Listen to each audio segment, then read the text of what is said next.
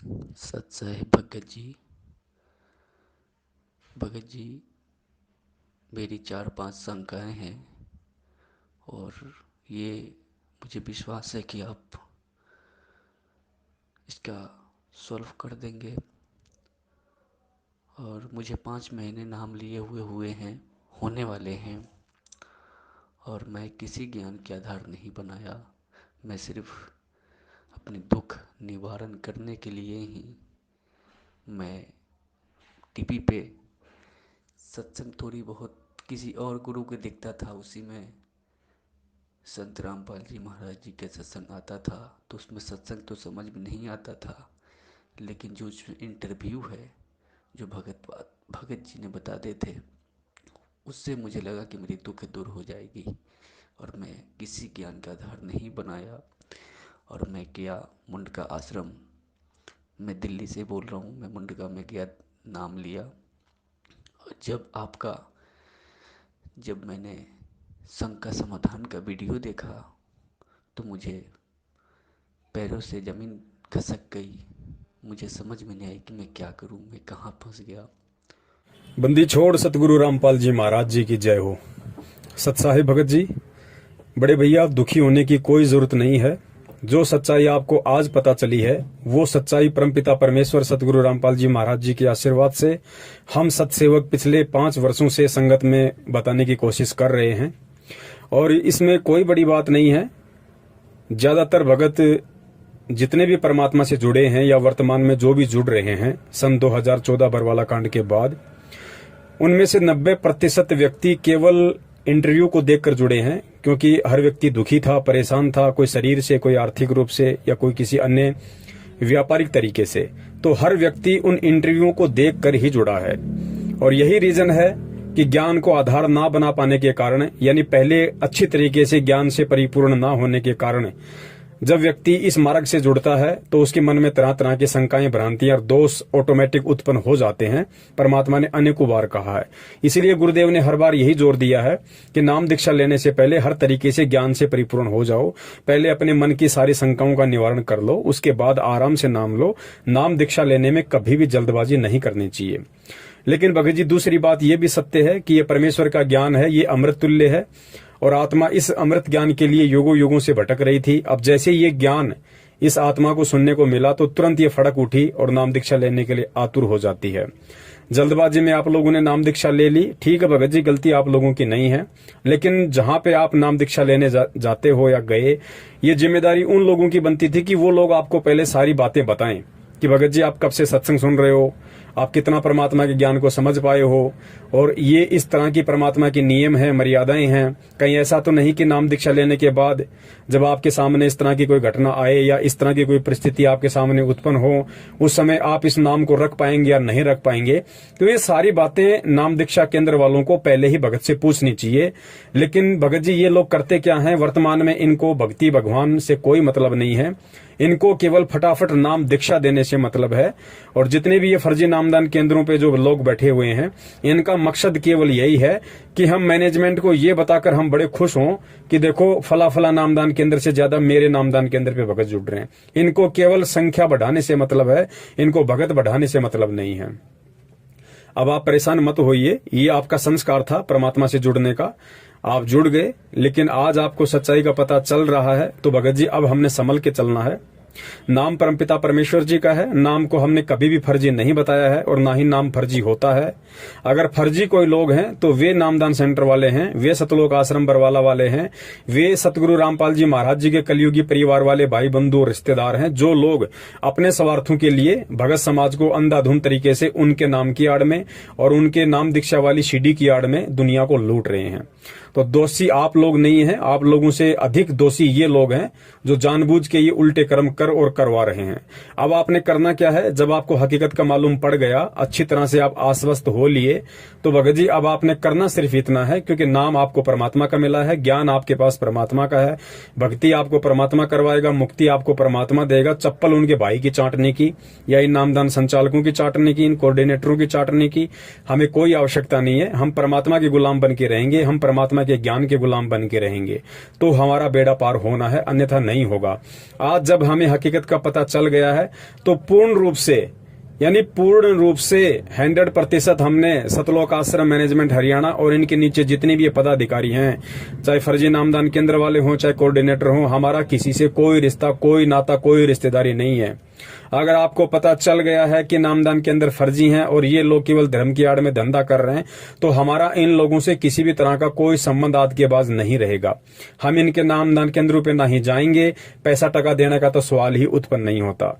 अब हमें परमात्मा का नाम, ज्ञान, ध्यान, सुमरण सब कुछ मिला हुआ है। हमने केवल परमात्मा को परमात्मा मान के और हमने उनकी भक्ति करनी है। जो भी दुख, परेशानी, संकट आएगी, हम परमात्मा से ही प्रार्थना करेंगे, अपनी अंतरात्मा से, अपने हृदय से हम परमेश्वर जी से प्रार्थना करेंगे। मालिक अंतर्यामी होता है, सतगुरु अंतर्यामी है, वो सारी बातें जानता है, मन की, हृदय की, आत्मा की, सब जानता है परमात्मा। तो अगर हमारी कोई सुनने वाला है तो भी सतगुरु सुनेगा, और हम अगर किसी से प्रार्थना करेंगे तो भी हम सतगुरु से करेंगे। परमेश्वर से प्रार्थना करने के लिए हमें किसी एजेंट या दलाल की बीच में जरूरत नहीं है। जिस तरह से ये सतलोक आश्रम मैनेजमेंट हरियाणा वाले आत्मा और परमात्मा यानी भगत और भगवान के बीच में, शिष्य और सतगुरु के बीच में एक एजेंट बन के बैठे हुए हैं, तो हमारा इन एजेंटों से किसी प्रकार का कोई लेना देना नहीं है। ना हमने कोई संपर्क रखना है, ना हमने यहाँ पे किसी प्रकार का दान, धर्म, ज्योति पाठ का कोई पैसा देना है, ना हमने इनके किसी भी प्रकार के तानाशाही फरमान को मानना है, और ना ही हमने इन लोगों के मार्फत कोई प्रार्थना करवानी है, ना कोई ज्योति पाठ दान का पैसा देना है। हमने केवल जब तक सतगुरु रामपाल जी महाराज जी हिसार जेल से बाहर नहीं आ जाते हैं, वो आए चाहे 10 साल में आए, चाहे 20 साल में आए, चाहे कल सुबह, या उनकी मर्जी वो ना आए। हमें यदि भक्ति और भगवान समझ में आ गया है तो इतना विश्वास हो जाना चाहिए कि मुझे तो सतलोक का सह भी पता नहीं था। परमात्मा ने मेरा उंगली पकड़ी, परमात्मा ने मुझे अपने शरण में लिया, परमात्मा ने मुझे ज्ञान कराया, परमात्मा ने मुझे नाम दिया। आगे का काम भी उसी परमात्मा का है। कब वो सतनाम देगा, कब वो सार नाम देगा, कब वो सतलोक लेके जाएगा, ये काम उस परमपिता परमेश्वर सतगुरु रामपाल जी महाराज जी का है।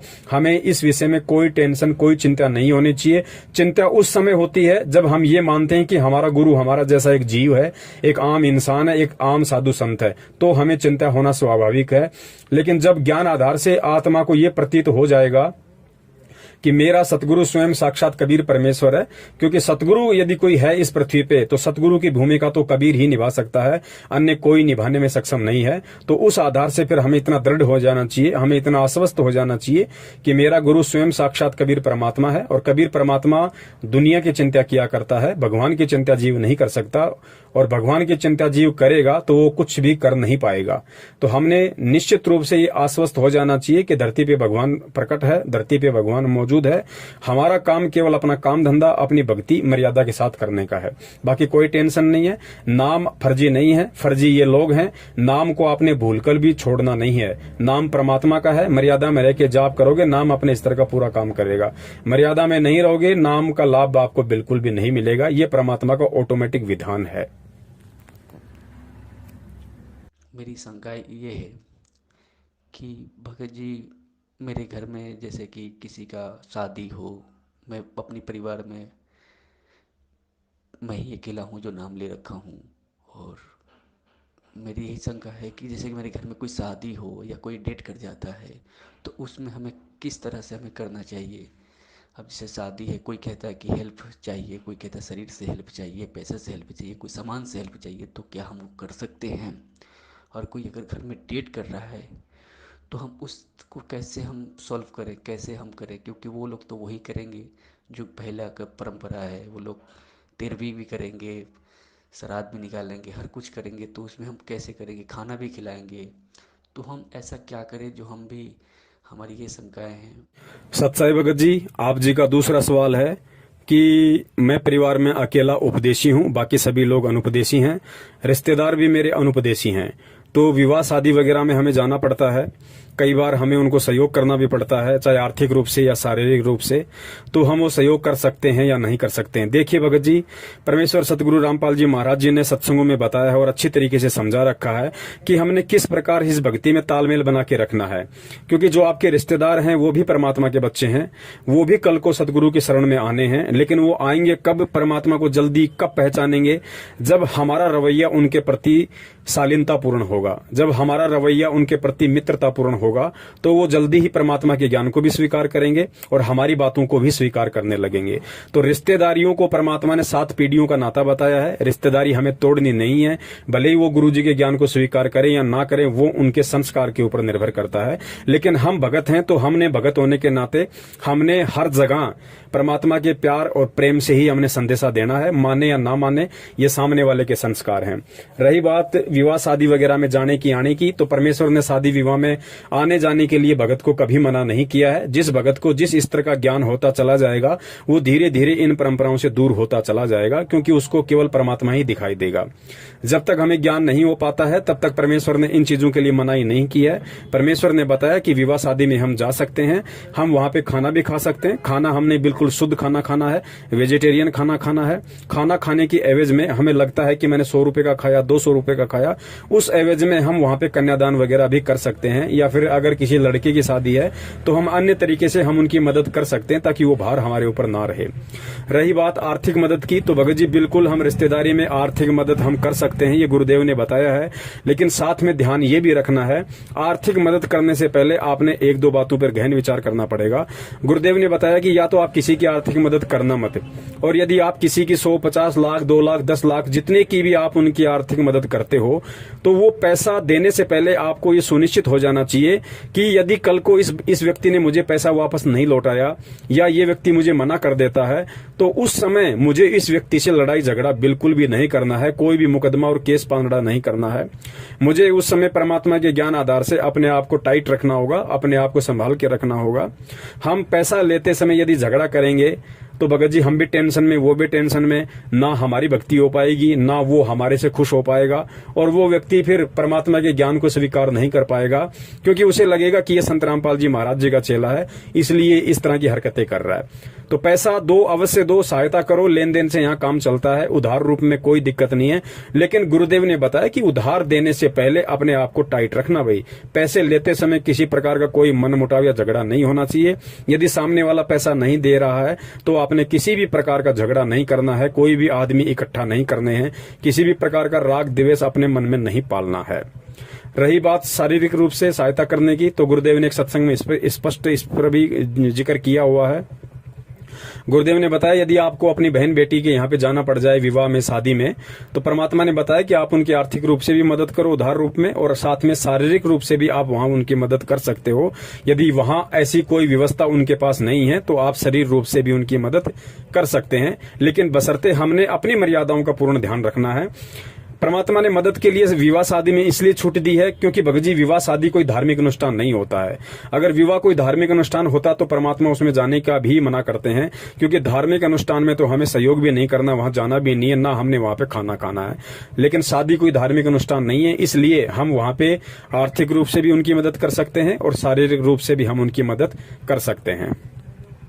सच्चाई भगत जी आगे आप जी ने बताया कि जैसे किसी का निधन हो जाता है, कोई शरीर छोड़ जाता है रिश्तेदारी में या परिवार में, तो हम क्या करें क्या ना करें। देखिए भगत जी, वैसे इसके बारे में विस्तृत रूप से सतगुरु रामपाल जी महाराज जी ने अपनी पवित्र पुस्तक ज्ञान गंगा के पेज नंबर 15 पर स्पष्ट रूप से मोटे मोटे अक्षरों में लिखा हुआ है। फिर भी दास कुछ बातें आपको उन्हीं के ज्ञान आधार से बता देता है। परमात्मा ने बताया कि दुख सुख में हमें सभी के यहाँ भागीदारी होना है, चाहे रिश्तेदार हो, चाहे ग्रामीण हो, चाहे आसपास का कोई हो। और कुछ परंपराएं ऐसी हैं उन लोगों की जिनमें हमने बिल्कुल भी सहयोग नहीं देना है, और हमारी जो क्रियाएं हैं, क्रिया मतलब जो मर्यादा गुरुदेव ने बताई है, उन मर्यादाओं में रह के हमने चलना है।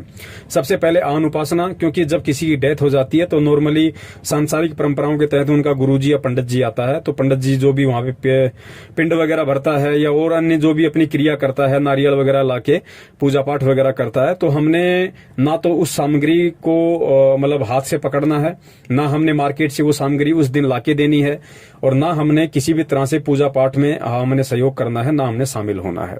शामिल होने का मतलब ये होता है अगर हमारे परिवार में किसी की डेथ हो गई तो रहें तो कि हम परिवार में बाहर तो जा नहीं सकते। शामिल होने का मतलब है पंडित जी के कहे अनुसार हमने ना वहां बैठना है, ना हमने अपने जो भी पंडित जी जो भी क्रिया करता है उस क्रिया में हमने भागीदार नहीं बनना वहां पे। इसके अलावा गुरुदेव ने बताया कि आप मरने वाले की अर्थी को कांधा दे सकते हैं, शमशान घाट तक आप उसको लेके जा सकते हैं। चिता के लिए लकड़ी वगैरह का भी प्रबंध हम कर सकते हैं, उसमें कोई दोष नहीं है। हम चिता को अग्नि भी दे सकते हैं। वो लोग जैसा भी बोलते हैं राम नाम सत्य है, सत्य बोले गत है, हम वो भी बोल सकते हैं, क्योंकि सही बात है कि राम का नाम ही सत्य है, और सत्य बोलने से अर्थात उसके सत भक्ति मंत्रों का जाप करने से ही मोक्ष है। इसके अलावा हम लोग मंगलाचरण भी बोल सकते हैं, इसमें भी कोई दिक्कत नहीं है। और शमशान घाट में जाने के बाद जिस प्रकार पंडित जी पिंड वगैरह भरते हैं, उनके मुंह में घी डालते हैं, और चिता को जब अग्नि लगाते हैं तो साथ साथ में उसके चक्कर लगाते हैं, तो वो क्रियाएं हमने नहीं करनी है, ना हमने उन क्रियाओं में किसी प्रकार का कोई सहयोग करना है। उसके बाद जो उनका मुख्य प्रोग्राम आता है 12 या 13 दिन बाद में, जिसको 13वीं बोलते हैं, जहां पे पंडित जी वगैरह बुलाते हैं, ये लोग गंगा जी वगैरह से जल वगैरह लाते हैं, मालाएं लाते हैं। तो उस दिन भगत जी, यदि हमारी रिश्तेदारी में कोई प्रोग्राम है या आड़ोस पड़ोस में कोई प्रोग्राम है, तो हमने उस दिन उस प्रोग्राम में बिल्कुल भी नहीं जाना, चाहे कोई कितना ही प्यारा क्यों ना हो, कितना ही यारा क्यों ना हो, क्योंकि ये सतगुरु का आदेश है, सतगुरु का वचन है। और यदि हम उस दिन वहां चले जाते हैं तो भगत जी वो एक तरीके से धार्मिक अनुष्ठान हो गया है, पाखंडवाद वहां चलेगा, तो हमने उस दिन वहां जाना भी नहीं है। जाने से वहां पे हमारा सहयोग माना जाता है और गुरु के वचन की अवहेलना हो जाती है। यदि हमारे परिवार में ही ऐसी कोई समस्या है तो हम जाएंगे कहां, रहना तो हमें वही है, लेकिन हमने उनकी उन आन उपासनाओं में, उन कुरीतियों में, उन पूजा पाठ में, हवन यज्ञ में किसी प्रकार का कोई सहयोग हमने नहीं करना है। खाना हम खा सकते हैं, क्योंकि घर में है तो खाना खाएंगे कहां, तो खाना वगैरह हम वहां पे खाएंगे रोजाना की तरह। हम तो अपना रोजाना का जो रूटीन है वही समझ के हम खाना खाएंगे। लेकिन वो लोग जो खाना बना रहे हैं उस दिन, जो लोगों को खिलाने के लिए या अपने पंडित जी को खिलाने के लिए 13वीं वाले दिन, तो हमने उस खाने में से उस दिन नहीं खाना भगत जी। अगर आपकी खाने की व्यवस्था नहीं है तो भले भगत जी एक टाइम भूखे रह जाना, कोई दिक्कत नहीं है। यदि आप अलग से खाना बना के खा सकते हैं तो बहुत अच्छी बात है, वो आप अपना खा सकते हैं। तो इस प्रकार कुछ बातें हैं जिनसे हमने बचना पड़ेगा, कुछ चीजें ऐसी हैं जिनका हमने सीधे रूप से संघर्ष करना पड़ेगा, क्योंकि भगत जी भक्ति में संघर्ष होता है, और संघर्ष हम करेंगे तभी हम दृढ़ होंगे और तभी हम परमात्मा के दिल में जगह बना पाएंगे। और जब हम भगत होकर संघर्ष नहीं करेंगे तो भगत जी ये कुरीतियां समाप्त नहीं हो सकती, फिर ये ऐसे ही चलती रहेंगी। तो परमात्मा इसीलिए हमें इनका विरोध करने के लिए कहते हैं कि बच्चों, जब तक तुम ये ज्ञान लेके, इतनी समझ लेके, जब तुम इन कुरीतियों से, इन पाखंडवाद से, इन फालतू की परंपराओं से पीछे नहीं हटोगे, संघर्ष नहीं करोगे, तो अन्य तो फिर इनसे पीछे हटने की सोच भी कैसे सकते हैं। तो इस प्रकार से हमने भगत जी, यदि किसी का निधन हो जाता है, यदि कोई मर जाता है, तो हमने इस प्रकार अपनी रहनी करनी वहां पे करनी है, इस प्रकार की हमने क्रियाएं वहां पे करनी है। और जैसे भगत जी फैक्ट्री में मैं काम करता हूँ, तो वहाँ पे मालिक का एक रूल है कि वहाँ पे मंदिर लगा रखा है देवी देवताओं को, तो उसने अपने तो सामने आके पूजा करता है, और जो लेबर है उनको कहता है कि तू पीछे हाथ जोड़ के खड़े हो जाओ। तो हम कहें कि हम तो हाथ नहीं जोड़ सकते हैं। तो उन्होंने बोला क्यों? हमने कहा गुरु जी की गुरु जी का आदेश नहीं है। तो ऐसा कौन सा गुरु है जो तुम्हारा पूजा से मना करते हैं? हमने कहा कि देखिए, पूजा और साधना में बहुत अंतर है। हमें इसी भगवान की साधना करते हैं, इनकी मंत्र जाप करते हैं, पूजा नहीं कर सकते हम। तो बहुत कोशिश किए, तो उन्होंने कहा कि कोई बात नहीं, पूजा नहीं कर सकते, दूर खड़े हो जाओ। तो वहाँ पे खड़े हैं, तो कोई मुझे दोस्त तो नहीं है। और एक शंका ये है कि जैसे आज 2-4 दिन में दिवाली आने वाली है, तो उसमें मालिक कुछ पैसे भी देंगे, कुछ सामान भी देंगे, मिठाइयाँ भी देंगे, तो क्या वो ले सकते हैं? सत्साई भगत जी, आगे आप जी कह रहे हैं कि मैं जिस फैक्ट्री में काम करता हूं वहां का मालिक वहां पे कुछ पूजा पाठ करता है। पूजा पाठ वो स्वयं करता है, लेकिन पूरी लेबर को पीछे हाथ जोड़ के खड़े होने के लिए बोलता है। भगत जी देखिए, इसमें किसी प्रकार का कोई दोष नहीं है। सबसे पहले हमें इस ज्ञान को समझना पड़ेगा। भगत जी, हम उनकी कोई पूजा नहीं कर रहे हैं। पूजा वो फैक्ट्री मालिक कर रहा है, पूजा अन्य व्यक्ति कर सकते हैं, लेकिन हमें ज्ञान है, इसलिए हम इनकी पूजा नहीं कर सकते। हम केवल इनकी साधना कर सकते हैं, और साधना भी हमें वही करनी है जो सतगुरुदेव जी ने शास्त्र अनुकूल तरीके से हमें बताई है। यदि ऐसी कोई परिस्थिति है, आप फैक्ट्री में काम करते हैं, तो भगत जी ऐसी कोई दिक्कत नहीं है। पीछे हाथ जोड़ के हम खड़े हो सकते हैं। ब्रह्मा विष्णु महेश जी, माता जी या देवी देवताओं के आगे हाथ जोड़ने से कोई दोष नहीं है किसी प्रकार का, क्योंकि पवित्र गीता जी में सतगुरु रामपाल जी महाराज जी ने पढ़ाया है कि देवी देवताओं को नमस्कार किया जाता है और तत्वदर्शी संत को दंडवत प्रणाम किया जाता है। यदि हमसे देवी देवताओं को दंडवत प्रणाम करने के लिए कहा जाए तो हमने बिल्कुल नहीं करना है, लेकिन हाथ जोड़ के यदि नमस्कार करने के लिए कहा जाए तो हम सहर्ष कर सकते हैं, इसमें कोई दोष नहीं है, क्योंकि गीता जी परमात्मा का विधान है और परमात्मा कह रहे हैं कि देवी देवताओं को नमस्कार किया जाता है। तो नमस्कार करने में, हाथ जोड़ के खड़ा होने में ब्रह्मा विष्णु महेश के आगे कोई दिक्कत नहीं है। और वैसे भी कॉमन सेंस की बात है, जब हम सुबह सुबह या फिर जब भी दिन में हम मंत्र कार्ड लेके जब हम प्रथम मंत्र का जाप करते हैं तो भगत जी वही ब्रह्मा विष्णु महेश देवी और गणेश जी होते हैं। हम उनके आगे हाथ जोड़ के बैठते हैं और प्रथम मंत्र का जाप करते हैं। हाथ जोड़ने का मतलब है उनका सम्मान करना, उनका आदर करना। हाथ जोड़ना कोई पूजा में नहीं आता है।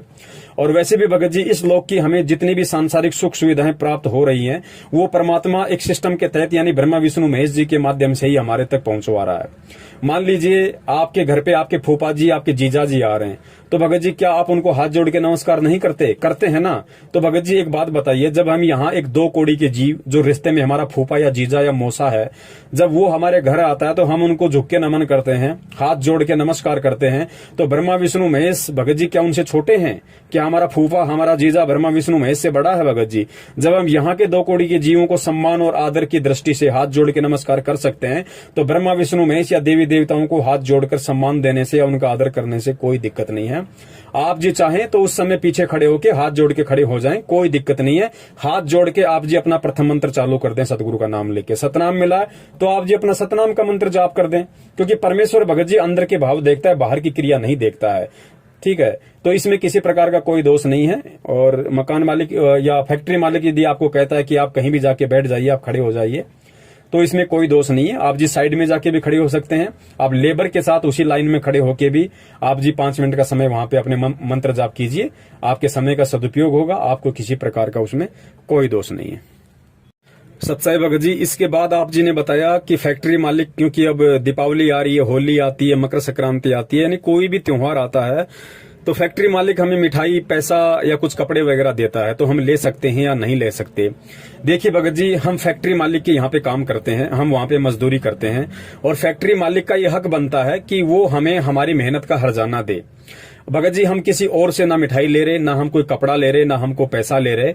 और फैक्ट्री मालिक यदि हमें दीपावली के दिन यदि मिठाई का डब्बा देता है, हमें कुछ पैसे देता है और हमें कुछ कपड़े देता है, तो भगत जी वो इसीलिए दे रहा है कि हमारी वजह से उसकी फैक्ट्री का काम अच्छा चल रहा है, यानी उसको 2 पैसे बच रहे हैं हमारी वजह से, हमारी मेहनत की वजह से, तो ही वो हमें ये सब चीजें दे रहा है। तो ये सब चीजें लेने में किसी प्रकार का कोई दोष नहीं है।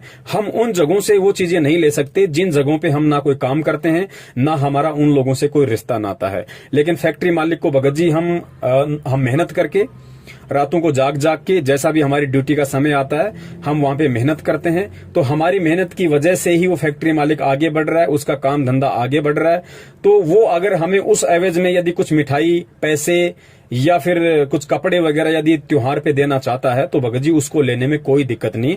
और कॉमन सेंस की बात है भगत जी, अगर त्योहार के दिन, दीपावली के दिन यदि वो फैक्ट्री मालिक आपको यदि सुपरवाइजर से मैनेजर बनाना चाहे, यदि आपका प्रमोशन करना चाहे कि भाई दीपावली के दिन आप सुपरवाइजर हो, आपकी तनख्वाह 15,000 है और दीपावली के दिन मैं आपको मैनेजर बना रहा हूं, आपकी तनख्वाह 50,000 हो जाएगी, तो क्या आप मना करोगे? नहीं करोगे ना। दिवाली के दिन यदि आपको कोई फैक्ट्री मालिक बोनस देगा, आप मना कर दोगे? नहीं करोगे ना। क्यों? क्योंकि यदि वो आपको बोनस दे रहा है, आपको प्रमोशन दे रहा है, आपको मिठाई, कपड़े या कुछ भी दे रहा है, तो भगत जी वो इसलिए दे रहा है क्योंकि आप उसको कमा के दे रहे हो। तो आप अपने हक का ले रहे हो, आप अपनी नेक कमाई का ले रहे हो भगत जी। किसी आपने उनसे मांगा नहीं है और ना ही हमने उनसे डिमांड करनी है कि साहब दिवाली आ गई, हमें तो कपड़े चाहिए, हमें मिठाई चाहिए, हमें पैसा चाहिए, हमें प्रमोशन चाहिए। हमने कुछ नहीं मांगना भगत जी, ना हमने प्रमोशन मांगना, ना हमने बोनस मांगना, ना हमने मिठाई मांगना, ना हमने पैसा मांगना, ना कपड़े लत्ता मांगना। और सामने वाला जिसके जहां पे हम काम करते हैं, सामने वाला यदि खुश होकर हमें 5,000 देता है, 10,000 देता है, 1 किलो मिठाई देता है, 5 किलो मिठाई देता है, तो उसको लेने में किसी प्रकार का कोई हर्ज नहीं है, क्योंकि हम वहां पे काम कर रहे हैं और वो जो हमें दे रहा है वो हमें हमारा मेहनताना दे रहा है। कल को आप वो फैक्ट्री छोड़ दीजिए, जब अगली दीपावली आएगी तो आपको फोन करके ये भी नहीं पूछेगा कि आपके घर पे खाना बना है कि नहीं बना है। मिठाई, बोनस, प्रमोशन तो बहुत दूर की बात है। तो वो दे क्यों रहा है? क्योंकि हम उसको दे रहे हैं, हम उसको शारीरिक रूप से सहयोग दे रहे हैं, तो उसको आर्थिक रूप से पैसा मिल रहा है, उसको मदद मिल रही है, जिसकी एवज में वो हमें कुछ दे रहा है। तो वहां से लेने में हमें किसी प्रकार का कोई दिक्कत नहीं है, कोई दोष नहीं लगता है। भगत जी, यही शंकाएं हैं। और एक शंका और है कि जैसे घर परिवार में हमारी प्रथम नाम में ले रखा हूँ और कोई परिवार में ले नहीं रखा है, तो मेरे घर में जहाँ पे जोत लगा रखा हूँ, दरबार लगा रखा हूँ, और मैं किराए पे रहता हूँ, तो मेरे परिवार में सब कोई पीने खाने वाले हैं, मांस मछली खाने वाले हैं, पीने खाने वाले हैं। तो वहाँ पे मैं मना करता हूँ उनको कि आप लोग ऐसा मत करो, बिल्कुल मत करो। मैं बहुत मना करता हूँ, लेकिन मैं प्यार से ही मना करता हूँ, लेकिन वो लोग नहीं मानते हैं। और फिर जाके वो लोग अपना पीते खाते हैं, उसी घर में रहते हैं। अब किराए पे हैं, अब हमको उतना पैसा की बचत भी नहीं है कि हम अपना रूम कहीं अलग ले लें या 2 कमरे ले लें जिसमें गुरु जी के दरबार अलग रखें और भाई लोग अपना अलग रहें। तो ऐसा भी हमारे बचत नहीं है, तो उसमें तो कोई दोष नहीं है। और जैसे कि सिस्टर का शादी होने वाला है, तो उसमें जैसे कि पहले परंपरा तो यही है कि दहेज लेके ही शादी करते हैं लोग, लेकिन हम तो गुरु जी के शरण में हैं, तो हम तो नहीं दहेज ले सकते हैं, नहीं दे सकते हैं। तो वो लोग अगर ये मांगते हैं तो हम किस तरह से शादी करेंगे? सत्साई भगत जी, इसके अलावा आप जी कह रहे हैं कि घर में सभी अनुपदेशी हैं और हमारे घर में मांस मिट्टी वगैरह भी खाते हैं, बाहर से लोग लेके आते हैं, भाई है बहन है, घर पे खाते हैं। तो मैं किराए पे रहता हूँ, एक ही मकान है। अब मैं कैसे एडजस्टमेंट करूं, मैं कैसे रहूं, कैसे संतुलन बना के बैठूं? मैं उनके साथ में रहता हूं, खाता पीता हूं, तो कहीं मुझे कोई दोस्त तो नहीं है? देखिए भगत जी, सतगुरु रामपाल जी महाराज जी ने कहा है कि कबीरा तेरी झोपड़ी गल कटियन के पास, जो करेगा सो भरेगा तू क्यों भया उदास। भगत जी, आप अगर दूध पियोगे तो आपको फायदा है, भाई शराब पिएगा तो भाई को नुकसान है, आपके शरीर को किसी प्रकार का कोई नुकसान नहीं है। तो आपकी मजबूरी है, आप जी एक कमरे में सब रहते हैं। भगत जी ऐसा है, वो लोग चाहे मांस खाएं चाहे शराब पिएं, ये आपके परिवार का मामला है, आप उनसे दूर कहीं जा नहीं सकते, दूर कहीं रह नहीं सकते। तो खाना वाना जब वो बनाए तो बोला करो, भैया आप लोग जब ये मांस मिट्टी वगैरह खाओ तो हमारा खाना ना बनाया करो। आप लोग जिस दिन साधारण तरीके से रहो, उस दिन हमारा हाथ पैर वगैरह धो के शुद्ध तरीके से हमारा खाना बना दो, हम खाना खाएंगे, उसमें कोई दिक्कत नहीं है। कहने का मतलब है, जिस दिन आपका भाई शराब पी के आता है या मांस मिट्टी खा के आता है, उस दिन हमने उस भाई के हाथ से ना तो खाना खाना है, ना ही हमने उस बहन के हाथ का बना हुआ खाना खाना है जिस दिन वो बहन मांस मिट्टी खाती है। बाकी दिन भगत जी हमारे परिवार का मामला है, जाएंगे कहां, वहीं हमें खाना पड़ेगा। दूसरी बात, आप अपना आरती मंत्र सुमरण करोगे, उसमें भगत जी किसी प्रकार का कोई दोष नहीं है। खाना जब आप खाओ तो भगत जी परमात्मा ने अन्नदेव की आरती बता रखी है, खाना खाने से पहले और खाना खाने के बाद की दोनों आरती हमें करनी है। ये दोनों आरतियां तो हमें रोजाना करनी है, सतगुरु का आदेश है कि खाना खाने के बाद अन्नदेव की आरती अवश्य करनी चाहिए, चाहे मन ही मन में कर दो चाहे बोल के कर दो। मालिक का दरबार यदि आप घर में लगा पाते हैं तो बहुत अच्छी बात है, यदि परमात्मा का दरबार आप घर में नहीं लगा पाते हैं तो भगत जी उसमें भी कोई दिक्कत नहीं है। आप अपने हृदय रूपी गुफा में अपने परमात्मा को बैठाइए, अपने हृदय में परमात्मा की फोटो लगाइए, अपने मन मंदिर में परमात्मा की ज्योत जलाइए। भगत जी, परमात्मा मजबूरी देख रहा है, वो अंतर्यामी है, वो सब जानता है कि ये भगत जानबूझ के टालमटोल कर रहा है या वास्तव में इसको मजबूरी है, जिस वजह से ये ज्योत बत्ती वगैरह या दरबार नहीं लगा पा रहा है। दरबार यदि आप लगा भी पाते हैं तो भी उसमें कोई दोष नहीं है, चाहे आपके घर में मांस मिट्टी खाने वाले हों, कोई दिक्कत नहीं है, क्योंकि भगत जी ये परिवार का मामला है। हाँ, गुरुदेव ने कहा है, यदि आपका पूरा परिवार उपदेशी है, बाहर से यदि कोई व्यक्ति ऐसा मांस मिट्टी खाने वाला आता है तो उसको उस जगह नहीं जाने देना जहां पे परमात्मा का दरबार है। अब घर में सारे लोग हैं तो घर से निकल के आप जाओगे कहां? अगर आप बना सकते हो छोटा मोटा परमात्मा का दरबार तो कोई दिक्कत नहीं है, परमात्मा देख रहा है कि भाई क्या है और क्या नहीं है। अगर परिवार में दरबार लगेगा, परमात्मा की फोटो के दर्शन वो अनुपदेशी लोग भी करेंगे तो भगत जी परमात्मा की फोटो देखने मात्र से भी उनके संस्कार बनते हैं। परमात्मा कहते हैं कि भाई साधु दर्शन राम का, मुख पे बसे सुहाग, दर्श होने को होते हैं जिनके पूर्ण भाग। घर में यदि आप अपना आरती करोगे तो भगत जी आरतियों की जो वाणी है उसका भी असर उस परिवार पे पड़ता है, एक बहुत अच्छा मैसेज वहां जाएगा, उनके संस्कार बनेंगे। भगत जी उनको भी परमात्मा से जुड़ने की 6 महीने में प्रेरणा उत्पन्न होने लग जाएगी उन वाणियों की असर के कारण। तो यदि आप परिवार में यदि आप 3 टाइम की आरती कर सकते हैं बहुत अच्छी बात है, नहीं कर सकते हैं तो आप अपना कान में लीड लगा के अपना काम करते करते कर लीजिए, अपना फैक्ट्री में आते जाते समय कर लीजिए, घर में भी आप कर सकते हैं कान में लीड लगा के, यदि घर वालों को आवाज अच्छी नहीं लगती है तो। और यदि उनकी तरफ से कोई प्रॉब्लम नहीं है तो आप सत्संग भी चलाइए घर में धीमी धीमी आवाज में, परमात्मा की आरती भी कीजिए, उन वाणियों के असर से भगत जी उनके भी संस्कार बनेंगे। ज्योत बत्ती यदि आप घर में नहीं कर सकते हैं तो कोई बड़ी बात नहीं, यदि आपको दिक्कत नहीं है तो आप अपना दीपक छोटा सा घर में परमात्मा के नाम का खड़ी बत्ती वाला देसी घी का लगा सकते हैं। लेकिन ध्यान रखें, जब तक कोई भी व्यक्ति परमात्मा से ना जुड़ा हो या कोई भी व्यक्ति परमात्मा से संकल्प दीक्षा ना लिया हो, तब तक कोई भी अनुपदेशी व्यक्ति परमात्मा की ज्योत बत्ती नहीं कर सकता है भगत जी। वही व्यक्ति करे जो व्यक्ति परमात्मा से या तो संकल्प नाम दीक्षा के माध्यम से जुड़ा हो या फिर परमात्मा से नामदान लेके जुड़ा हो। तो यहाँ हमें इस तरीके से रहनी करनी है, जो जैसा करेगा वो अपना पाएगा, आपको किसी प्रकार का कोई दोष नहीं है भगत जी। हम मार्केट में जाते हैं 4 दिन के लिए 5 दिन के लिए कहीं बाहर जाते हैं, हम भगत जी ढाबे पे खाना खाते हैं, ढाबे पे लिखा है शुद्ध वैष्णव भोजन, हमें लगता है कि यहाँ पे बिल्कुल वेजिटेरियन खाना मिलेगा, आप वहाँ खाना खा लिए। आपको क्या पता कि जो रसोई में खाना बना रहा है उसने शराब नहीं पी रखी होगी, उसने मांस मिट्टी नहीं खा रखी होगी, आपको क्या पता कि वो लोग अपने लिए उसी होटल में मांस नहीं पकाते होंगे या शराब नहीं पीते होंगे। लेकिन हमने हमारे काम से मतलब है, हमने पैसे दिए, हम वहां से निकल गए, हमें कोई मतलब नहीं पीछे से कौन खा रहा है क्या पी रहा। हाँ, यदि हमें मालूम पड़ेगा कि इस आदमी ने पी रखी है या ये आदमी मांस मिट्टी खा रहा है तो फिर हमने वहां पे भोजन पानी वगैरह का इस्तेमाल नहीं करना है। यही स्थिति अपने घर की है। अगर हमें नहीं पता है तो हम खाना खा सकते हैं उनके हाथ का। यदि हमें पता चल गया कि आज इस दिन इसने मांस खा रखा है या आज मेरे भाई ने शराब वगैरह पी रखी है तो हमने फिर उनके साथ में खाना नहीं खाना। साथ में खाना खाने का मतलब एक थाली में खाना नहीं खाना, अलग अलग हमने थालियों का प्रयोग करना है। हमने किसी भी अनुपदेशी की जूठन का प्रयोग नहीं करना। जूठन से मतलब एक कटोरी में दोनों व्यक्ति सब्जी नहीं खा सकते हैं और एक ही प्लेट में यदि चपाती रखी हो तो उस चपाती में उठा उठा के हर व्यक्ति नहीं ले सकता है। कहने का मतलब सबके बर्तन अलग अलग होने चाहिए, एक ही बर्तनों में हमें खाना नहीं खाना है। आपके परिवार वाले यदि मांस मिट्टी का यूज करते हैं और आपके लिए यदि खाना बनाते हैं तो उनको बोल दो भैया मेरा खाना थोड़ा आप लोग बर्तनों को साफ करके बनाया करें। यदि घर में मांस मिट्टी बनती है तो, यदि घर में मांस मिट्टी नहीं बनती है तो फिर किसी प्रकार की कोई दिक्कत नहीं है। तो इस प्रकार से आप जी अपनी रहनी करने को सुचारू रूप से कर सकते हैं, इसमें कोई दिक्कत नहीं है। यदि छोटी मोटी ऊंच नीच जाने अनजाने में हो भी जाती है तो परमात्मा समझता है, मालिक अंतर्यामी है कि भाई क्या मजबूरी है मेरे भगत के साथ में, क्या मजबूरी नहीं है। उस हिसाब से भगत जी हमें किसी प्रकार का कोई दोष नहीं लगता है, लेकिन कोशिश हमने हर संभव बचने की ही करनी है। सत्साई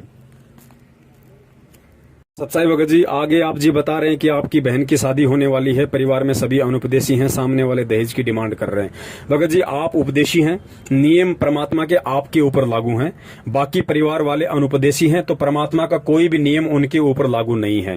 कहने का मतलब है यदि बहन की शादी है, आप बहन की शादी में भगत जी आप पैसा देके, जो भी आप अपना फैक्ट्री में काम करते हैं, जितना भी आप कमाते हैं उस हिसाब से आप जी बहन की शादी में आर्थिक रूप से और शारीरिक रूप से मदद अवश्य कर सकते हैं। लेकिन ध्यान रखना भगत जी हमने किसी भी प्रकार के पूजा पाठ वगैरह में शामिल नहीं होना है। घर वाले यदि कोई पंडित वगैरह का इंतजाम करते हैं या घर वाले यदि अन्य किसी पूजा पाठ वगैरह के लिए या फिर कोई कपड़ा लत्ता देने के लिए या किसी प्रकार के लेन देन के लिए यदि कोई व्यवस्था करते हैं, भगत जी आपकी मजबूरी है, आपका एक मतलब ज्वाइंट आपकी फैमिली है और कमाने वाले केवल आप 1 या 2 हैं।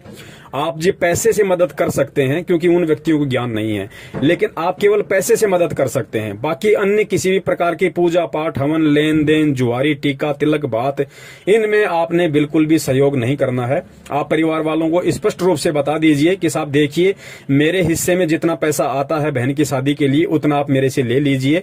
मेरे शरीर से जो मेहनत बन पड़ेगी, जो बाराती हैं, जो रिश्तेदार हैं, जिनको खाना खिलाना चाय पिलाना उनकी सेवा करना है या फिर जो है मतलब ब्याह शादी वगैरह में खाना वगैरह बनवाना या बारात को जिमाना जो भी है वो मैं करूंगा।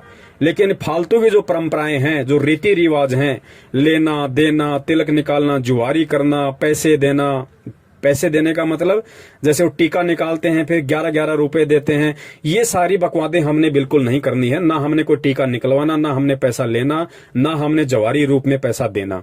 कपड़े लत्ते का लेन देन आपके परिवार वाले अपने स्तर पे करें। आप जी केवल आर्थिक रूप से उनको मदद कर सकते हैं। एक बार शुरू में बोल दीजिए कि भाई मेरे हिस्से में कितने आ रहे हैं या फिर मैं आपकी कितनी मदद कर सकता हूं, उस हिसाब से आप जी उनको पैसा वगैरह दे दीजिए। बाकी आपने किसी भी प्रकार की क्रियाओं में सहयोग नहीं करना है। जो पाखंड की क्रियाएं हैं, जो फालतू की क्रियाएं हैं, जिनका भक्ति मार्ग से दूर दूर तक कोई लेना देना नहीं है, और जो गुरुदेव ने हमें बता रखी हैं उन क्रियाओं में हमने किसी प्रकार से उनका कोई भी सहयोग नहीं करना है। तो ये कुछ बातें हैं, इन बातों से हमने भगत जी बचना है और इन परंपराओं से हमने धीरे धीरे हटना है। अब ये भगत जी इनका असर क्या पड़ेगा, अब जैसे आप अकेले उस परिवार में उन पूजा पाठ हवन में या किसी भी प्रकार के उनकी रीति कुरीतियों में परंपराओं में सहयोग नहीं करेंगे, तो आपके परिवार में तो एक चर्चा का विषय है ही, साथ में रिश्तेदारियों में भी एक चर्चा का विषय बन जाएगा। भाई ऐसा क्या ज्ञान है, भाई ऐसा कौन गुरु है, हमारे गुरु तो मना नहीं करते, उनके गुरु क्यों मना करते हैं। तो एक तरीके से वहां पे परमात्मा की चर्चा चलेगी।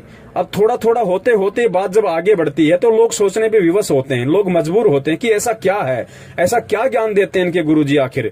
तो उन लोगों की भी थोड़ी जिज्ञासा बनेगी जब हम दृढ़ होंगे, यानी हमारी दृढ़ता के कारण, हमारे संघर्ष के कारण एक विषय बना चर्चा का, और चर्चा का विषय बना तो फिर आदमी चिंतन करने के लिए सोचता है। भगत जी चिंतन करेगा तो फिर उसको गुरु जी का सत्संग सुनना पड़ेगा या पुस्तक पढ़नी पड़ेगी, तो धीरे धीरे वो लोग भी इस तरह से परमात्मा के विषय में सोचने लगेंगे, परमात्मा से जुड़ने का विचार करने लगेंगे जब उनके समझ में आएगा। तो इस तरीके से भगत जी हमने बचना है और अपनी भक्ति को बचा के रखना है। सत साहिब। और भगत जी एक शंका ये है कि मैंने जब नाम लिया गुरु जी से तो मेरे अंदर बहुत ही ज़्यादा, जब मैं यूट्यूब पे सत्संग देखने लगा तो इसमें ये आने लगा कि गुरु जी जेल में कैसे गए। मैंने, क्योंकि नाम लेने से पहले तो मैं देखा नहीं कि गुरु जी जेल में क्यों गए, इसका कारण क्या है। तो जब मैंने सत्संग में जब दिखने लगा गुरु जी के ऊपर इतना आरोप लगा है, गुरु जी ये किए हैं, वो किए हैं, ऐसे हैं, वैसे हैं, तो मेरे मन में बहुत शंकाएं आने लगी। तो गुरु जी के प्रति बहुत दोष आ गई। तो अब तो मुझे पता भी चल गया है कि अभी लोग जो नामदान वाले हैं ये तो फर्जी हैं। तो मेरा तो लग रहा है खंड हो गया है। तो मैं कैसे मैं इसको शुद्धि करूं, कैसे मैं इसको वो करूं, मुझे थोड़ा सोल्यूशन बताइए। सत्साई भगत जी, आगे आप जी कह रहे हैं कि नाम दीक्षा लेने से पहले मुझे कुछ नहीं पता था किसी भी प्रकार की घटना का, और जैसे ही उसके बाद मुझे बरवाला कांड के विषय में पता चला, मैंने मीडिया के मार्फत तरह तरह के वीडियो देखे, लोगों की बातें सुनी, तो मेरे मन में गुरु जी के प्रति दोष उत्पन्न हो गया। भगत जी ये एक स्वाभाविक सी बात है, इसीलिए परमात्मा बार बार जोर देते हैं कि बच्चों पहले ज्ञान को आधार बनाओ, पहले सतगुरु और भक्ति को समझ लो।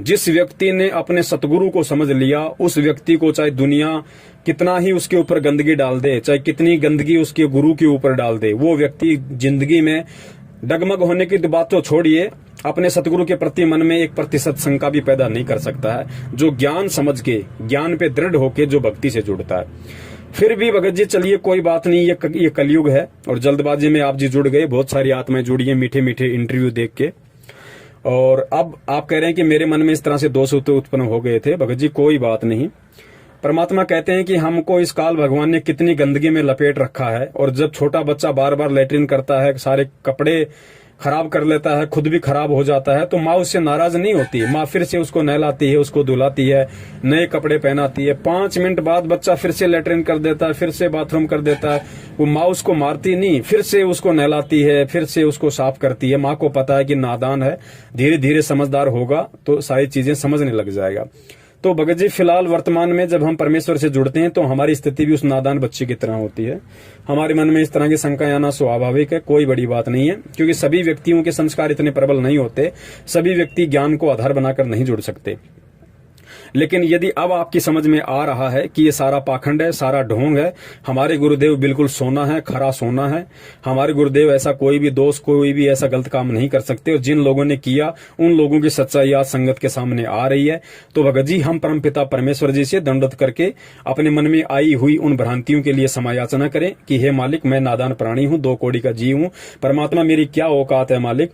अब धीरे धीरे आपका ज्ञान समझ में आ रहा है तो आत्मा को दृढ़ता मिलती जा रही है। परमात्मा मेरे मन में जो भी दोष या विकार उत्पन्न हुए आपके प्रति या भक्ति के प्रति, परमेश्वर उनको क्षमा करने की दया करें, और मालिक मुझदास को हिम्मत दें, मुझदास को ज्ञान आधार से इतना परिपूर्ण करें, मुझदास का ज्ञान योग खोलें परमेश्वर, ताकि मैं इस भक्ति पे दृढ़ होकर अटल होकर चलूं। तो मन में कोई दोष नहीं लेके आना है, और यदि ऐसा कोई दोष आ जाता है तो भगत जी हमें परमात्मा से ही समायाचना करनी है, परमेश्वर ही माफ करने वाला है, और परमेश्वर ही सद्बुद्धि देके हमें उन चीजों से बाहर निकालने वाला है। तो ऐसी कोई बड़ी बात नहीं भगत जी, इस तरह के दोष आ सकते हैं क्योंकि मीडिया बहुत ज्यादा मिर्च मसाला लगा के पेश करती है, और जो जगत वाले गुरु जी से ईर्ष्या रखते हैं वो भी बहुत नमक लूण मिला के और इन बातों को आगे बढ़ा चढ़ा के पेश करते हैं तो शंकाएं हो जाती हैं। लेकिन ध्यान रखना, हमने भक्ति नहीं छोड़नी है, भगवान से अविश्वास नहीं करना है, क्योंकि ये परमात्मा है। बड़ी मुश्किल से हाथ लगा है भगत जी, अब की बार हमने धोखा नहीं खाना है। सत साहिब। और भगत जी एक बात यह है कि मेरी शादी नहीं हुआ है और कभी कभार मुझसे हस्त मिथुन हो जाती है और गंदी गंदी विचारें आती हैं, इससे मुझे हस्त मिथुन हो जाती है। भगत जी यही मेरा सबसे बड़ी एक मतलब कि एक गंदी आदत की तरह है ये। मैं क्या करूं, मुझे इस मैं तो समझ रहा हूँ कि इससे भगवान की कहीं मर्यादा खंड होती होंगी, तो मुझे बहुत ये डर है अंदर। तो भगत जी आप थोड़ी सी इसकी सलूशन मुझे बताएं। और मैं फ़ोन करता था तो आप नहीं उठाते हैं, क्योंकि मैं भी समझता हूँ कि आप भी कितना फ़ोन उठाइएगा, लाखों आदमी हैं, लाखों आदमी के मन में शंकाएं हैं, तो ऐसे ही मेरा सलूशन मेरा हो पाएगा। सत साहिब जी। बंदी छोड़ सतगुरु रामपाल जी महाराज जी की जय हो। सत साहिब भगत जी, आगे आप जी कह रहे हैं अपनी पर्सनल प्रॉब्लम के विषय में। भगत जी देखिए, दास यदि चाहता तो आपकी इस पर्सनल प्रॉब्लम को आपको पर्सनल तरीके से भी शेयर कर सकता था, लेकिन दास को परमात्मा ने जो प्रेरणा की, क्योंकि भगत जी ये जो मजबूरी है या ये जो आदत है, जो डेड हैबिट है, ये केवल आपकी अकेले की नहीं है। सतगुरु रामपाल जी महाराज जी से नाम दीक्षा लेने के बाद में हजारों की तादाद में ऐसे हमारे भगत भाई हैं जो अभी शरीर से युवा हैं, जिनकी शादियां नहीं हुई हैं, वो ज्ञान को अभी इतना नहीं समझ पाए हैं और इस तरह की गंदी आदत हो सकता है उनके अंदर भी हो। तो परमात्मा ने प्रेरणा की, इसलिए दास सार्वजनिक रूप से ये बात यहाँ पे बताने जा रहा है। और भक्त जी ये भक्ति मार्ग है, यहाँ पे कोई शर्मा शर्मी का कोई काम भी नहीं है, क्योंकि परमेश्वर ने अंड पिंड ब्रह्मांड सारा ज्ञान अपने बच्चों को दे रखा है। देखिए भगत जी, हस्त मैथुन की जो आदत है या फिर रात्रि में जो आपको सौपन दोष वगैरह आ जाता है, देखिए भगत जी इसके एक दो कारण है। पहला कारण तो ये कि भगत जी हम अच्छी तरीके से परमात्मा के ज्ञान पे दृढ़ नहीं हो पाते हैं, हम परमात्मा को परमात्मा नहीं मान पाते हैं, जिस कारण से हमारे मन में किसी भी बहन बेटी के प्रति, किसी भी युवा या सुंदर लड़की के प्रति इस तरह की भावनाएं जब हमारे अंदर आ जाती हैं, तो जाहिर सी बात है भगत जी हमारे को रात्रि में फिर उसी तरह के विचार अनुकूल फिर हमारे को जो है सौपन आते हैं और सौपन में फिर सौपन दोष हो जाता है। एक जाहिर सी बात है। तो हमें कोशिश करनी है परमात्मा के ज्ञान आधार से, और परमेश्वर ने बार बार हमें जो पाठ पढ़ाया है हमें उसका अनुसरण करना है कि भाई इस भक्ति मार्ग में आने के बाद परमात्मा कहते हैं कि पर नारी को देखिए बहन बेटी के भाव, कहे कबीर काम नाश का यही सहज उपाय। जब तक हम दूसरे की बहन बेटियों को अपनी बहन बेटी की तरफ से नहीं देखेंगे, और दास तो ये निवेदन करता है भगत जी, हमने केवल अपनी बहन बेटी की नजर से ही नहीं देखना, क्योंकि इस दुनिया में ऐसे ऐसे दुष्ट लोग हैं जो अपनी बहन बेटियों के साथ भी इस तरह के कुकर्म कर डालते हैं। तो इससे थोड़ा और ऊपर उठकर हमने उन सभी बहन बेटियों को, हमने सतगुरु रामपाल जी महाराज जी की आत्माएं देखना है, रामपाल जी महाराज जी की बहन बेटियां देखना है। तो जाहिर सी बात है फिर इस तरह के दोष एक भगत के मन में नहीं आएंगे, और धीरे धीरे यदि आते भी हैं तो आना वो बंद हो जाएंगे, क्योंकि जब ज्ञान हो जाएगा कि हम सब आपस में असली, हम लोग रियल सिस्टर ब्रदर हैं। सतलोक में हम सभी भाई बहन थे, हम सब भाई बहन हैं। इस काल लोक में आके इसने किसी को किसी की बेटी बना दिया, किसी को पत्नी बना दिया, किसी को माँ बना दिया। बाकी रियल में हम सभी एक परमात्मा की आत्माएं हैं, ना हम पुरुष हैं ना हम स्त्री हैं, हम केवल आत्मा है और हम एक ही उस परमात्मा के संतान हैं। तो हमें जब इस चीज का ज्ञान आधार से ज्ञान होगा तो भगत जी इस तरह के दोष सौते हमारे मन में आना धीरे धीरे बंद हो जाएगा, और हमने कोशिश भी करनी पड़ेगी, थोड़ा संघर्ष भी करना पड़ेगा। देखो विचार आना भगत जी एक स्वाभाविक सी बात है। आपके मन में यदि किसी औरत को देख के या इस तरह से यदि कोई बहन बेटी को देख के यदि ऐसा कोई विचार आ जाता है, या कोई मूवी फिल्म वगैरह या इस तरह का कोई भी सीन वगैरह देख के जो आप ना चाहते हो फिर भी आपके आंखों के सामने आ गया, और यदि इस तरह का सीन वगैरह देख के यदि आपके मन में इस तरह की भावनाएं आ जाती हैं, क्योंकि भगत जी आजकल तो मोबाइल भी एक ऐसी चीज है, हम जैसे यूट्यूब सर्च करेंगे ना चाहते हुए भी, भले हम गुरुजी का सत्संग देखें, लेकिन गुरुजी का सत्संग जैसे ही हम लोग देखेंगे किसी भी यूट्यूब चैनल पे, तो ना चाहते हुए भी 2-4 सेकंड के ऐसे ऐड आ जाते हैं जो बिल्कुल अश्लील होते हैं, घटिया होते हैं। और मैं तो यहां तक कहूंगा कि कुछ लोगों ने संत रामपाल जी महाराज जी के सत्संगों को डाल डाल के अपने यूट्यूब चैनल पे, और यूट्यूब चैनल्स को उन्होंने मोनेटाइज करवा रखा है, यानी उन्होंने कमाई का जरिया करवा रखा है। कमाई का जरिया मतलब उन्होंने अपने चैनल को मोनेटाइज करवा रखा है, उनको पैसे मिलते हैं, पैसे की वजह से कंपनी उनके ऊपर ऐड लगाती है। अब भगत जी हम गुरुजी के सत्संग सुनने के लिए उस चैनल को ओपन करते हैं, सोचते हैं किसी भगत भाई का चैनल है, और जैसे ही हमने चैनल को ओपन किया तो भगत जी उस पर अर्धनग्न होकर लड़कियां डांस कर रही हैं, फिर अश्लील भाषा यूज करते हुए चुटकुले आ रहे हैं। तो मेरा उन सभी भाई बहनों से निवेदन है जो सतगुरु रामपाल जी महाराज जी के भगत हैं और जिन्होंने यूट्यूब पर अपने चैनल बनाकर गुरुजी के वीडियो सत्संग डाल रखे हैं, बहुत अच्छी बात है, लेकिन मैं प्रार्थना करूंगा कि आप गुरुजी के नाम से आप जो चैनल बनाते हैं या जिन चैनलों पर आप गुरुजी का सत्संग डालते हैं, मेरी प्रार्थना है आप उनको कमाई का जरिया ना बनाएं। आप उनको कमाई का जरिया ना बनाएं, क्योंकि इस तरह करने से कंपनी उस पर ऐड लगाएगी, क्योंकि कंपनी अपना ऐड लगाएगी तभी तो कंपनी आपको पैसे देगी मोनेटाइज करने के बाद में। तो आप उसको मोनेटाइज ना करें और आप परमेश्वर के ज्ञान को ही चलने दें। भाई रोजी रोटी की चिंता ना करें, जिस परमात्मा ने आपको भजन दिया है भोजन की चिंता उसकी है, भोजन का प्रोग्राम उसने पहले ही करके भेजा हुआ है। तो आप जितने भी भगत भाई बहन हैं जिन्होंने अपने यूट्यूब चैनलों को कमाई का जरिया बना रखा है, वो उसको वहां से हटा लें, दास की प्रार्थना है। बाकी आपकी अपनी मर्जी, आपके अपने विचार। तो भगत जी सोपन दोष आना ये एक सामान्य सी प्रक्रिया है, युवा शरीर होता है, तरह तरह के विचार भी उत्पन्न हो जाते हैं, लेकिन हमने ज्ञान आधार से धीरे धीरे इन पे कंट्रोल करना पड़ेगा, एकदम से कंट्रोल नहीं हो पाते हैं।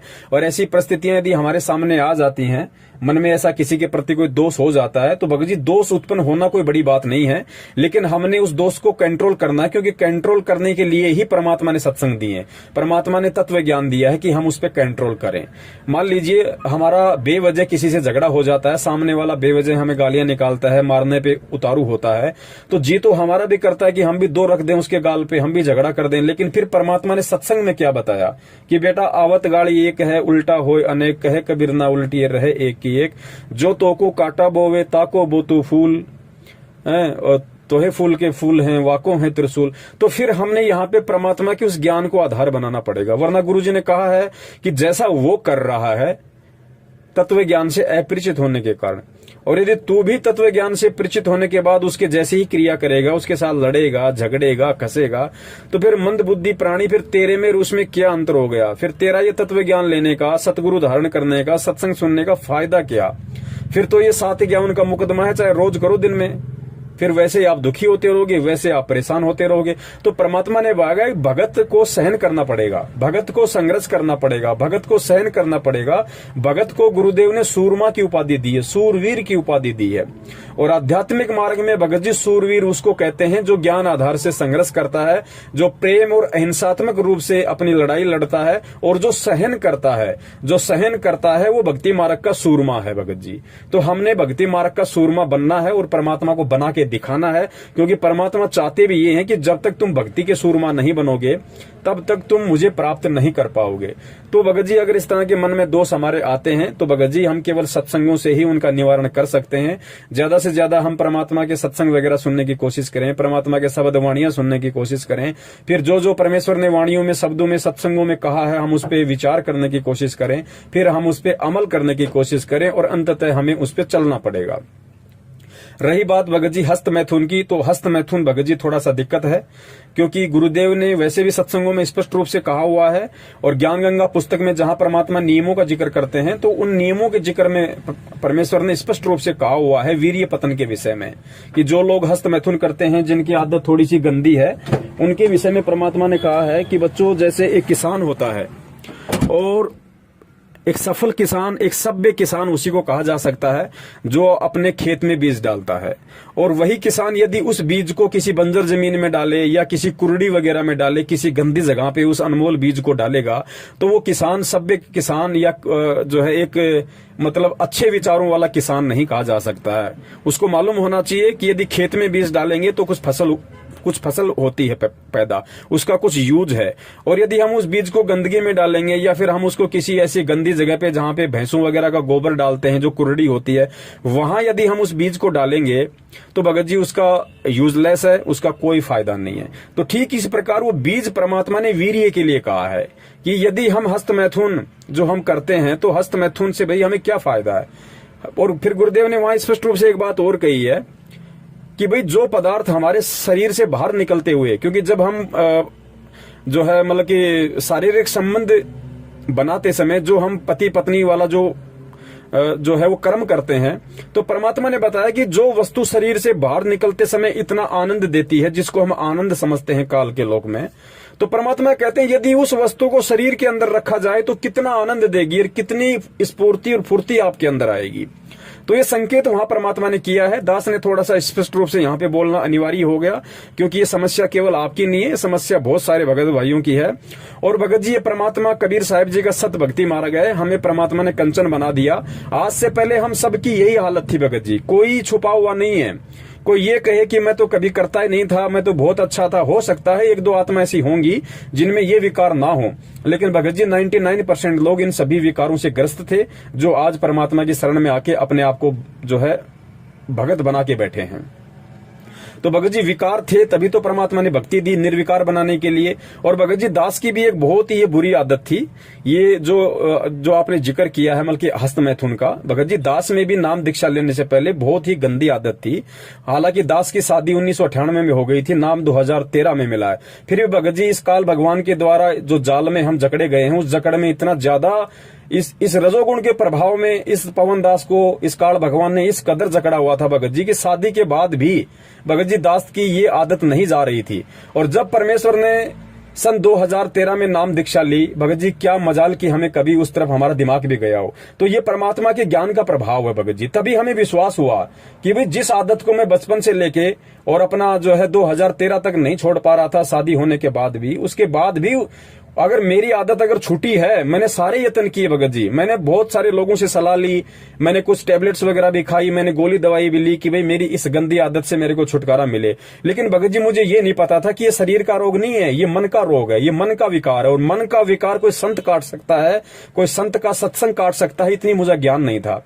और जब परमात्मा ने 12 अप्रैल सन 2013 को अपनी शरण में लिया भगत जी, उसके बाद क्या मजाल कि दास का कभी उस तरफ ध्यान भी गया हो। तो फिर दास को दृढ़ विश्वास हुआ कि भाई वास्तव में जब गुरुदेव के सत्संगों में इतना प्रभाव है, तो यदि हम गुरुदेव को तन मन धन सब कुछ समर्पित कर दें तो भगत जी परमात्मा क्या से क्या नहीं कर दे। जिसने ये आदत छुड़वा दी मात्र अपने ज्ञान से, भगत जी अगर हम उसको सब कुछ अपना सर्वस्व सौंप दें, उसको परमात्मा रूप में स्वीकार कर लें, भगत जी क्या वो ये लोक नहीं छुटवा देगा, ये दुनिया नहीं छुटवा देगा, मोह माया ममता नहीं छुटवा देगा।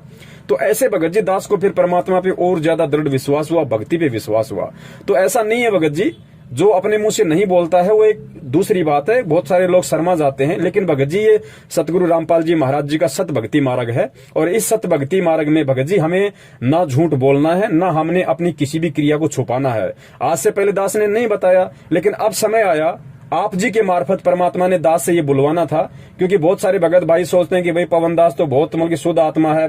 भाई हम सब विशुद्ध आत्मा थी, हम सब काल भगवान के जाल में फंसे हुए थे। हम में से कोई भी ऐसा नहीं था जो निर्विकार हो, और निर्विकार ना यहाँ कोई हो सकता भगत जी, क्योंकि निर्विकार तो भगत जी परमात्मा जब ये शरीर यहाँ से छुड़वाएंगे, काल के लोक से बाहर निकालेंगे, अक्षर पुरुष के लोक में ले जाएंगे, फिर उसको पार करवा के फिर परमात्मा हमारे को जिस मान सरोवर में नहलवाएंगे भगत जी, वहां ये आत्मा निर्विकारी होगी। सारे आवरण विकार वहां हटेंगे इस आत्मा के। परमात्मा कहते हैं तुम्हारे यहाँ 5 विकार रहेंगे, ऐसा नहीं है कि तुम्हारे 5 विकार जड़ से खत्म हो जाएंगे, नहीं। गुरुदेव ने बताया बच्चों तुम्हारे 5 विकार तुम्हारे साथ में रहेंगे, लेकिन इस भक्ति के प्रभाव से, साध संगति के प्रभाव से, सतगुरु के मंत्रों के प्रभाव से, सतगुरु के आशीर्वाद से ये 5 विकार तुम्हें परेशान नहीं करेंगे। ये बिल्कुल न्यूट्रल हो जाएंगे, निष्क्रिय हो जाएंगे, तुम्हारे ऊपर दबाव नहीं बनाएंगे। लेकिन ये होगा भगत जी धीरे धीरे धीरे धीरे, क्योंकि दास इस परिस्थिति से भगत जी गुजर चुका है। हालांकि दास पे परमात्मा ने विशेष अपनी मेहर रखी कि जो आदत नाम दीक्षा लेने से पहले थी, उसके बाद परमात्मा ने एक बार भी उसका प्रयोग नहीं होने दिया। भगत जी मन में बहुत आता था दबाव मन का बहुत होता था कि वो क्रिया मैं फिर से करूं, बहुत ज्यादा दबाव पड़ता था। लेकिन भगत जी कहीं न कहीं उस परमात्मा ने दास को संभाल के रखा, क्योंकि मैं अपना सर्वस्व सतगुरुदेव को समर्पित कर चुका था कि परमात्मा, आज से पहले तो दास को ज्ञान नहीं था, लेकिन अब दास को ज्ञान हो गया। अब दास एडी से चोटी तक भगत जी, हे परमात्मा, दास आपको समर्पित है। परमात्मा आप वही करना जो मेरे हित में हो। परमात्मा आप उस चीज को बिल्कुल भी एप्लीकेबल मत होने देना जो मुझे अच्छी लगे। परमात्मा आप उसी चीज को मेरे ऊपर लागू करना जो मेरे लिए अच्छी और जो आप उसको उचित समझो। भगत जी जब इतना हमारा समर्पण भाव अपने सतगुरु के प्रति होगा तो बड़े भाई फिर परमात्मा हमारे से दूर नहीं है, परमात्मा पीछे खड़ा हुआ है। लेकिन संघर्ष हमें करना पड़ेगा, थोड़ा सा दृढ़ हमने होना पड़ेगा। तो थोड़ा सा ध्यान रखिए भगत जी, ये हजारों भाइयों की समस्या है और इस समस्या से हर भगत भाई जो है गुजर भी चुका है। ऐसा नहीं है कि सभी लोग गुरु जी की शरण में आने से पहले दूध के धुले हुए थे। किसी में भगत जी रजोगुण का विकार था, किसी में तमोगुण का विकार था, किसी में सतोगुण का विकार था। आज भी है उनमें। बहुत सारे भगत भाई नहीं बता पाते, आप जी ने बता दिया।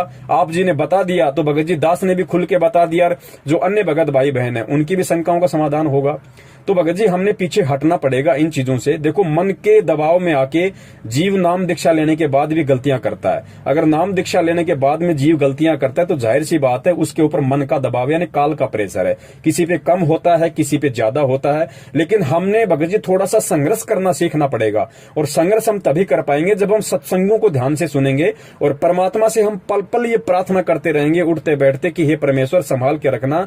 मालिक ये काल का लोक है। आज से पहले तो हम भी यहाँ पे मगन होके घूम रहे थे, हमें कुछ नहीं पता था। लेकिन जब से आपका ज्ञान थोड़ा थोड़ा समझ में आने लगा है तो परमात्मा मालूम पड़ने लगा है कि परमेश्वर यहाँ तो कभी भी हमारा पैर वापस उलझ सकता है, कभी भी अपने जाल में फंसा सकता है। तो परमात्मा हम दो कोड़ी के जीव हैं, लेकिन आप समर्थ हो। हे सतगुरु हाथ पकड़ के रखना मालिक। जाने अनजाने में कोई गलती भी हो जाए तो परमात्मा क्षमा करना और आगे से ऐसी हिम्मत देना परमात्मा कि वो गलती दोबारा करने की हमारे अंदर वो प्रेरणा भी ना उठे।